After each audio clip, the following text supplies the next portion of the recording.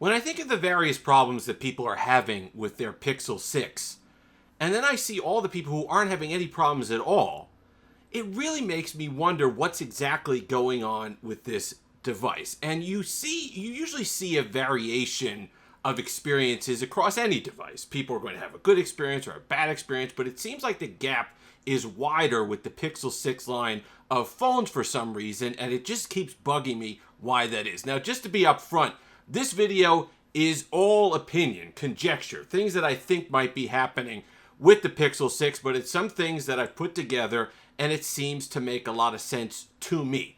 When you think of, at least I'm in a position where I see hundreds of comments, I think at this point, based on all the videos I've done on the Pixel 6. A lot of people have expressed their problems, and they always seem to be grouped.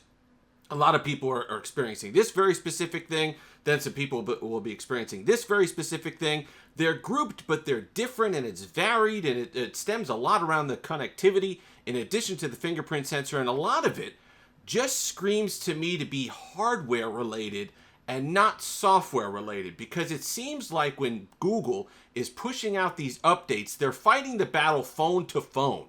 They'll fix some things on some people's devices, break things on others. The fixes aren't as effective on some people's devices as others.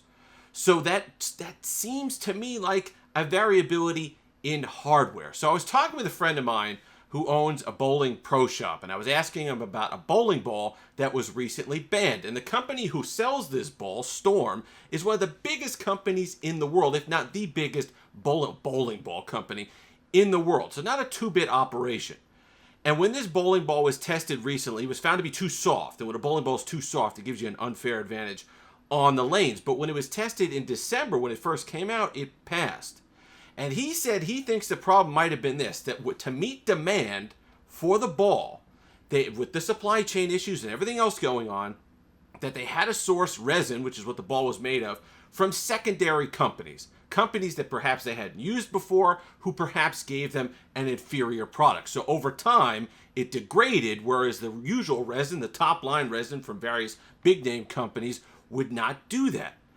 Then I had a comment from someone, I'll give him credit, I hope they're saying the name right, Ken87, who said when he was polling people, just kind of asking people their serial numbers when they're saying they were having Wi-Fi issues, he found a lot of people from December of 2021, which is you have a 1 and a C in your serial number, that's when your device was made, were having issues with the Wi-Fi problem. And that got me thinking, what if, now December would have been the kind of second run, third run to meet demand, because don't forget, they were sold out of this at first. People had longer ship dates, they were pushing them, they had plenty of phones that they had to make. What if Google had to source antennas, fingerprint sensors, Bluetooth antennas, cellular Wi-Fi modems, whatever happened to be, from sources that they hadn't used before and were of a second-rate quality, just to fill demand? Because don't forget, you got a lot of people asking for modems and all the rest of antenna. You had Samsung, you have Apple, Huawei, Xiaomi, all these companies that are bigger players when it comes to just sheer volume than Google. What if they had to go to some second-rate sources for their parts, and the failure rate and the inconsistencies in those parts is what's creating the problem? That to me seems to make the most sense, especially when you look at something like the fingerprint sensor, and everybody keeps saying, well, geez, maybe it could be solved in software. How is that possible to me? That to me just doesn't make sense. Either it's an optical fingerprint sensor that at this point, 4 months into using the phone and X amount of years into that technology, either you know how to make it work or you don't. And as much as we can criticize Google, I do think they have a lot of smart people over there and a lot of talented engineers who they pay a lot of money, and they put a lot of money into this stuff in the R&D, the programming. I find it impossible to believe that they just couldn't get an optical fingerprint scanner to work correctly. Perhaps it was just a second-rate scanner. And that's both good news and bad news. The bad news, of course, being is you can't go around and fix that.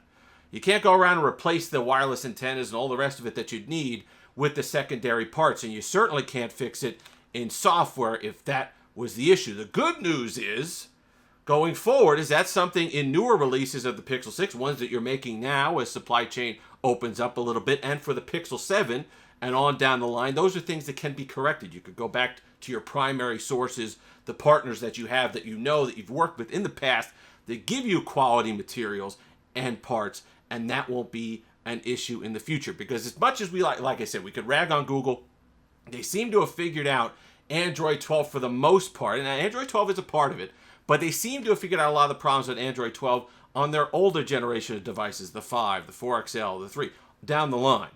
So it's odd that the Pixel 6 is the one that keeps getting delayed, and I do think, because this is the phone that came out during the pandemic with the supply chain issues and all the rest of it, I do think this was the one that was affected by that, and I think perhaps, because of how goofy the problems are, and they seem to be phone to phone and people having connectivity issues, perhaps it was because they had to source parts from places they either hadn't done business before or perhaps just a second-rate quality just to be able to fill the orders and the high demand that they had for the Pixel 6. But let me know what you think down below. Remember, you want to look like Steve Licious. Who doesn't?